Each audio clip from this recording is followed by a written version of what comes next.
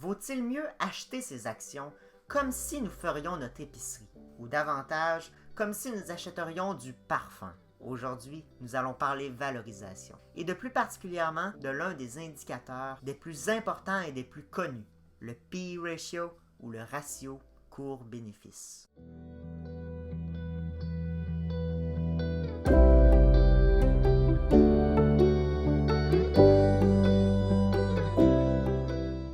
Bonjour tout le monde, c'est Jérémy et on se retrouve aujourd'hui dans une nouvelle vidéo. Si vous ne me connaissez pas, je suis un passionné du monde financier et plus particulièrement de l'investissement boursier. J'adore partager mes connaissances aux autres et c'est pourquoi j'ai fait cette vidéo. Je vous souhaite donc un bon visionnage puisque je suis certain que cette vidéo vous apprendra une notion très importante. Pour comprendre adéquatement cette vidéo, il faut avant tout comprendre le concept de la valorisation. En fait, il faut savoir faire la différence entre le prix et la valeur d'un titre en bourse. Commençons avec le prix. Le prix, c'est ce qu'on peut trouver partout, sur Yahoo Finance, sur Zone Bourse, peu importe votre plateforme. En fait, c'est une valeur que le marché donne à un titre par rapport à l'offre et à la demande pour l'achat de cette action.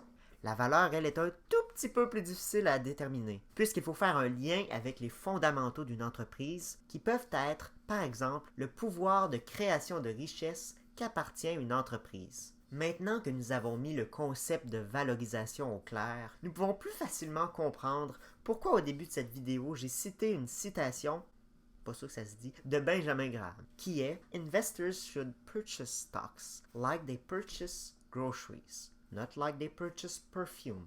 En fait, Benjamin Graham voulait qu'on achète des actions comme si nous ferions notre épicerie. Et je vais expliquer ça dans mes mots. Le but du mentor de Warren Buffett était de nous faire comprendre qu'il faut qu'on en ait le plus possible pour notre argent. Par exemple, quand nous allons à l'épicerie, nous cherchons les soldes. Mettons que les poulets sont en spécial, nous sommes certains que nous allons faire une bonne affaire parce qu'ils sont moins chers que la semaine passée. Par contre, il faut que les poulets soient les mêmes, parce que comme vous allez le voir dans cette vidéo, une bonne valorisation ne veut pas dire que c'est nécessairement une bonne affaire.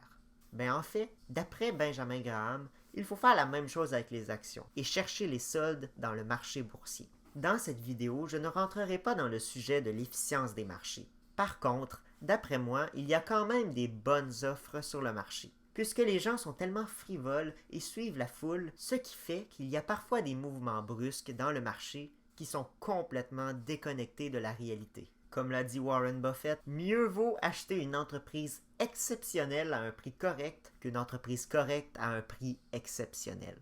Cela résume bien le concept de la valorisation et le piège principal qui est d'acheter une entreprise sous-évaluée mais qui n'est pas de qualité. Nous verrons dans cette vidéo un indicateur qui nous permet de rapprocher le concept de la valorisation à des situations réelles et plus précisément à des actions réelles. Pour me guider dans cette vidéo, je vous ai fait un slide qui sera disponible complètement gratuitement dans la description. C'est ma première petite surprise que je vous fais, mais il y en aura bientôt de bien plus grandes. C'est pourquoi je vous invite fortement à liker cette vidéo et à vous abonner pour ne rien manquer.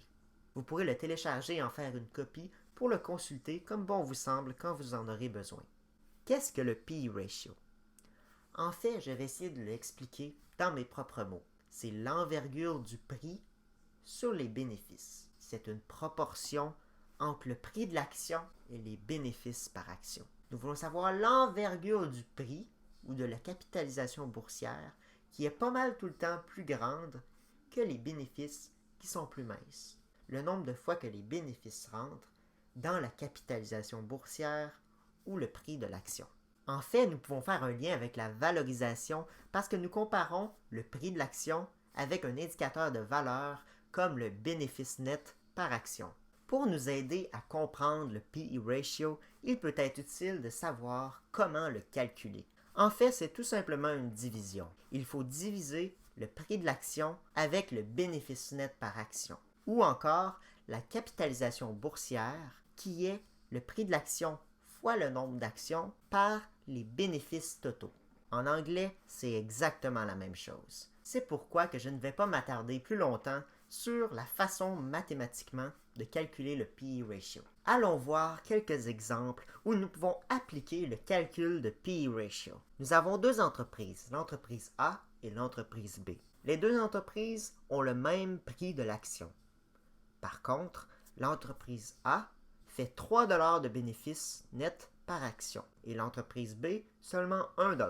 Dans ce cas-ci, nous pouvons comparer les deux en faisant une division entre le prix et le bénéfice net par action, ce qui nous donne 2 pour l'entreprise A et 6 pour l'entreprise B.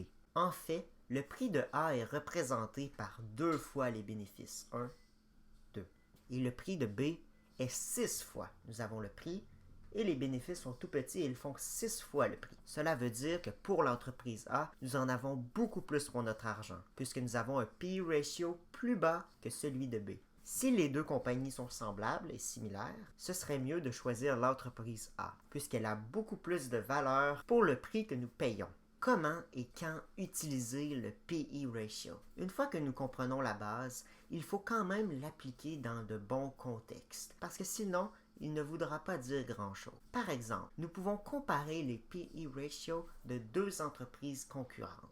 Par exemple, si nous voulons analyser le secteur ferroviaire canadien, nous pouvons regarder le P/E ratio de Canadian National et le comparer à celui de Canadian Pacific et voir s'ils suivent la même tendance et s'ils sont les deux autant surévalués ou sous-évalués. Ensuite, nous pouvons comparer le P/E ratio d'une entreprise à celui moyen du marché. Cela nous permet de voir si l'entreprise suit la tendance du marché en termes de valorisation à la hausse ou à la baisse. Également, nous pouvons aussi comparer le P/E ratio actuel à celui moyen historiquement parlant. En fait, pour faire cela, nous pouvons voir l'évolution du P/E ratio dans le temps et le comparer à maintenant. Est-ce que l'action semble surévaluée ou sous-évaluée? Et pourquoi? Que se passe-t-il dans l'entreprise? En fait, le P/E ratio sert à avoir une idée rapide sur la valorisation d'une entreprise par rapport à une autre, au marché ou d'un secteur entier. Quelle est la signification d'un P/E ratio élevé ou d'un ratio court-bénéfice bas? Commençons avec un P/E ratio élevé. Est-ce que ça veut forcément dire qu'il ne faut pas toucher à l'entreprise? Bien sûr que non. Par exemple, cela peut vouloir dire qu'il y a un intérêt élevé dans l'entreprise et qu'il y a une perspective future de croissance accrue. Cela peut également vouloir dire qu'il y a énormément de confiance dans l'entreprise. Par contre, cela est un couteau à double tranchant, puisqu'il faut ne pas suivre la foule, puisqu'elle est parfois un peu idiote. Par contre, cela peut quand même vouloir dire une surévaluation globale de l'entreprise dans la majorité des cas. Maintenant, passons au bas ratio court-bénéfice. Est-ce que ça veut forcément dire qu'il faut sauter sur l'entreprise parce qu'elle est sous-évaluée? Bien sûr que non. Cela peut vouloir dire un intérêt mitigé dans l'entreprise et une perspective future incertaine. Cela peut également vouloir dire un doute face à la croissance de l'entreprise. Par contre, cela peut être bien, puisque cela peut vouloir dire que l'entreprise est sous-évaluée ou tout simplement mieux valorisée. Cela peut vouloir dire que l'entreprise est en mauvaise santé et qu'il y a la peur des investisseurs qui entrent en jeu dans sa valorisation. Mais est-ce que le P/E ratio est un indicateur fiable? D'après moi, oui, mais il faut quand même le jumeler avec d'autres indicateurs pour essayer d'amoindrir l'écart d'erreur. Également, une analyse est recommandée pour bien comprendre la valeur de cet indicateur, puisqu'il peut se passer des choses à l'intérieur de l'entreprise qui influencent sa valorisation. Il faut quand même dire que le P/E ratio jumelle l'offre et la demande du prix de l'action et le bénéfice net par action qui est un indicateur de valeur de l'entreprise. Finalement, il me permet d'avoir une idée rapide de la valorisation d'une entreprise en un simple coup d'œil et c'est pourquoi que je l'adore. Je vous remercie grandement d'avoir écouté cette vidéo jusqu'au bout et j'espère avoir réussi à éclaircir certains points tels que qu'est-ce que le P/E ratio représente et dans quel contexte l'utiliser.